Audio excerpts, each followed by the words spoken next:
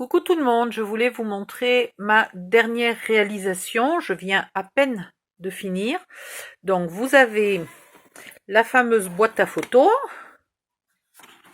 Hop, hop, hop.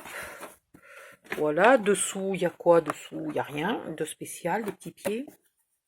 Voilà. Hop, elle s'ouvre. Ici, ce sont juste des aimants. Voilà, donc elle s'ouvre. Ah, je vous demande 2 secondes parce que ça tient quand même bien les aimants, hein. Voilà. Et elle se présente comme ça. Un côté, le milieu, un autre côté. Alors, on va commencer par les côtés. Sur les côtés, vous avez ici un ruban. Est-ce que seulement je vais y arriver? Ça, c'est moins sûr. Il ne faudrait pas que j'éteigne le téléphone au milieu. Voilà. Vous avez des rubans qui vous permettent de soulever. Et quand vous soulevez, vous avez des petites boîtes. Alors, les petites boîtes sont quand même faites pour être ouvertes avec les 2 mains. Moi, je vous le dis, avec une main, c'est la misère. Voilà. Et dedans, il y va des photos maximum 10-15.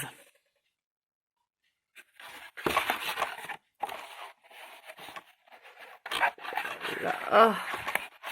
Avec une main, c'est pas facile. Avec une main et en regardant par l'intermédiaire du téléphone, c'est pas facile. Voilà.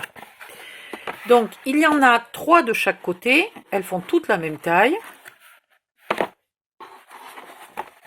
Donc là, vous imaginez un peu la quantité de photos que vous mettez déjà là-dedans. Et du fait qu'il y en a 6 au total, ça vous permet de les trier, alors par thème ou par année, ou voilà, comme vous voulez. C'est pour mettre des photos anciennes. Oh mince. Donc c'est pas une époque où on faisait des tonnes de photos, donc si ça se trouve dans une boîte comme ça, vous mettez 20 ans de photos, quoi. Puisque mon grand-père aurait maintenant... il aurait 100 ans. Oui, tiens. Il aurait 100 ans. Voilà. Donc il y a 100 ans, on ne faisait pas des kilotonnes de photos. Peut-être dans les familles très riches, remarquez. Hein. Voilà. Même chose de ce côté-là. 6 boîtes de la même taille. Au milieu, vous avez un mini-album que je vais vous détailler après.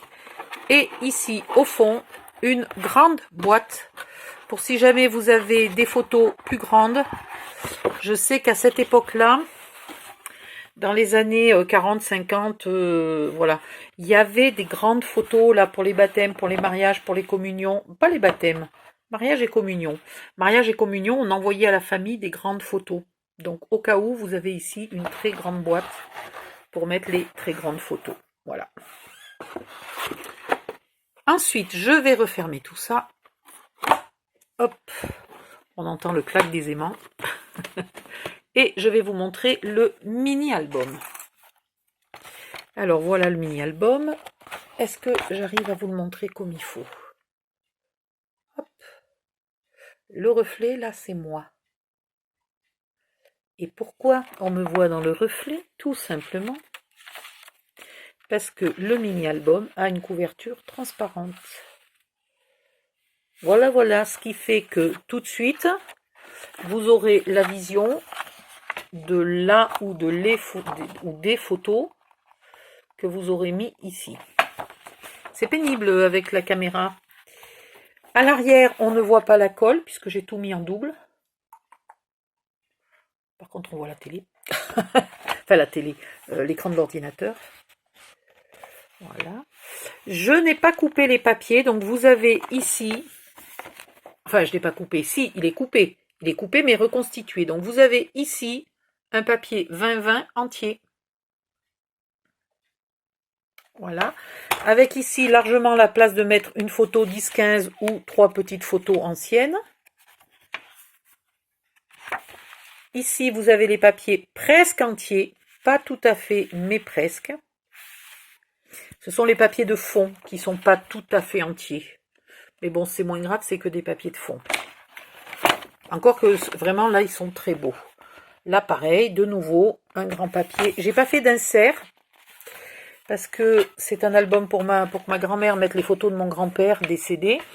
Et les inserts, les trucs mûches, les cascades, c'est pas son truc. Voilà. Elle a besoin d'un album photo qui ressemble un peu à un album photo normal. Donc, j'ai fait des pages simples. Ici, par exemple, mon grand-père ne jouait pas aux échecs, donc elle peut très bien coller une photo, c'est pas gênant.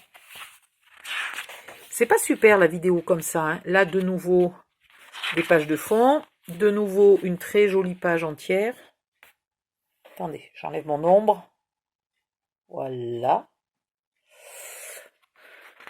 Ce papier est magnifique. Et ici, à la fin, une pochette. Alors, j'ai hésité, ferais-je une pochette? N'en ferais-je pas? Mais je me suis dit quand même que pour mettre un peu plus de photos, donc suivant la taille, j'en ai fait deux en exemple, deux grands et deux petits tout. Le petit tout a, voilà, c'est tout, il a beaucoup de photos, il va 8 photos. J'en ferai plus quand j'aiderai ma grand-mère à mettre les photos dans l'album et suivant quelle photo elle veut y mettre. Parce que ici, les grands, je peux les faire aussi à 4 pages ou à 6 pages si j'ai envie. Pour mettre, par exemple, s'il y a 6 photos, donc ça ferait 6, ça ferait 12 photos. S'il y a 12 photos de mariage, ben, on fait un petit livret et on y met 12 photos et c'est tout le mariage. Voilà. S'il y a, là, il y en a 4 et 4, 8.